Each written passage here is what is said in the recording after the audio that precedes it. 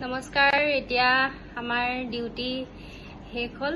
Duty শেষ হৈ আমি এতিয়া এফালে ডিউটি শেষ হৈ এতিয়া আমি এনেই ভিডিঅ' এটা বনাইছোঁ আৰু আপোনালোকৰ লগত কথা পাতিম বুলিও আহিলোঁ। কিনো কথা পাতিম, ভিডিঅ'টোকে বনাইছোঁ আৰু তাৰপিছত গান এটাকে গাওঁ আৰু তিনিজনীয়ে আৰু শুনিবচোন কেনেকুৱা হয় জনাব।